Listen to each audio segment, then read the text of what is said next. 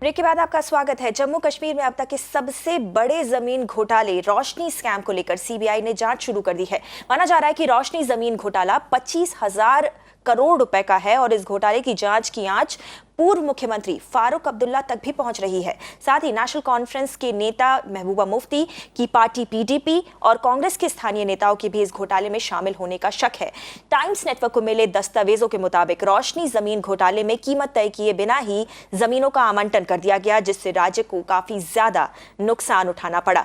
और जाहिर सी बात है, चूंकि इस पूरे घोटाले में बड़े नेताओं के नाम आ रहे हैं, इस वजह से इस पूरे के पूरे मुद्दे पर राजनीतिक घमासान भी शुरू हो गया है। बीजेपी नेता कविंदर गुप्ता ने पीडीपी और एनसी के नेताओं पर जमकर निशाना साधा। आप ही सुनिए। जो एक लिस्ट जारी हुई है जिसमें रोशनी एक्ट की आड़ में बहुत से लोगों ने जमीनें हड़पी हैं, आज उनकी लिस्ट आने के बाद ये साफ जाहिर होता है वही लोग हैं जो नेशनल कॉन्फ्रेंस या कांग्रेस के साथ वाबस्ता थे, पीडीपी के साथ वाबस्ता थे। यही लोग धारा 370 की आड़ में, रोशनी एक्ट की आड़ में लोग ये सरकारी जमीन हड़पते रहे।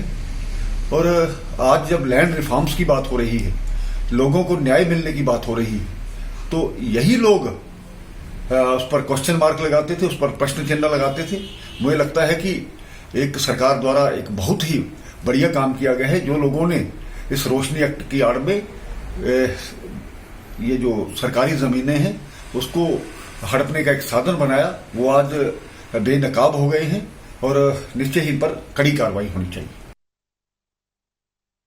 तो 25,000 करोड़ रुपए का ये लैंड स्कैम है जो कि सामने आया है जम्मू और कश्मीर से, और कई बड़े नेता हैं जिनका कि नाम सामने आ रहा है, जिसमें कि फारूक अब्दुल्ला का नाम भी शामिल है। आपको इस स्कीम के बारे में थोड़ा जानकारी दे दें।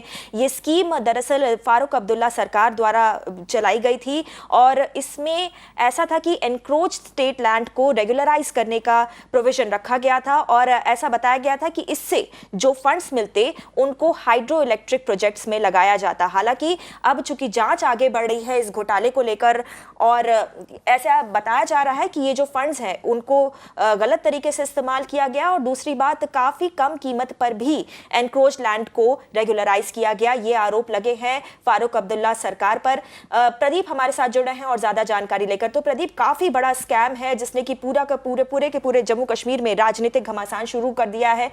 इस घोटाले के बारे में और बताइए, जांच कहां तक आगे बढ़ी है और क्या हम उम्मीद कर सकते हैं कि आगे आने वाले दिनों में बड़े नेताओं को पूछताछ के लिए बुलाया जा सकता है और जांच का जो दायरा है उसको बढ़ाया जा सकता है? जी बिल्कुल सही कहा आपने। सीबीआई ने ऑलरेडी रोशनी स्कैम में इन्वेस्टिगेशन स्टार्ट कर दी है। ये सबसे बड़ा घोटाला माना जाता है, 25,000 करोड़ का। रोशनी स्कीम को 2001 में उस समय फारूक अब्दुल्ला मुख्यमंत्री थे राज्य के और उन्होंने इस स्कीम को लाया था। स्कीम का मतलब था कि जो भी लैंड एनक्रोच की गई है, कई हजार कनाल जमीन जो एनक्रोच की गई है उसे रेगुलराइज किया जाएगा और लोगों से उसके लिए पैसे लिए जाएंगे और 3 कैटेगरीज बनाएगी ताकि जो भी पैसा जनरेट होगा उससे वो हाइड्रो इलेक्ट्रिक प्रोजेक्ट बनाएंगे और लोगों को बिजली। लेकिन लोगों को मालूम नहीं था कि बेसिकली ये जो बात कर रहे हैं बिजली की, लोगों को अंधकार में रखा जाएगा और कैसे बड़े बड़े लोग इसका फायदा उठाएंगे और लैंड ग्रैब करेंगे।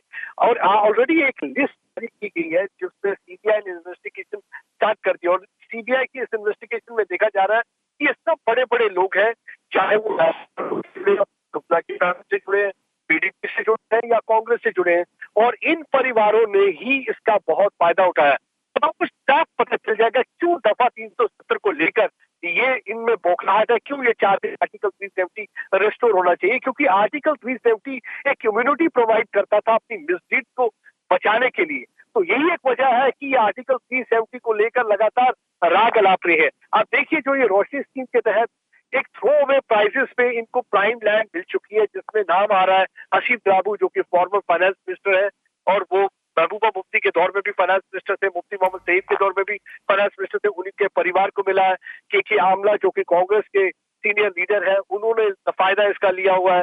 सजाद अहमद किशलू है, आखून सईद अली आखून है। तो ये सारे जितने भी है ये नेता जो है और ब्यूरोक्रेट्स भी शामिल है।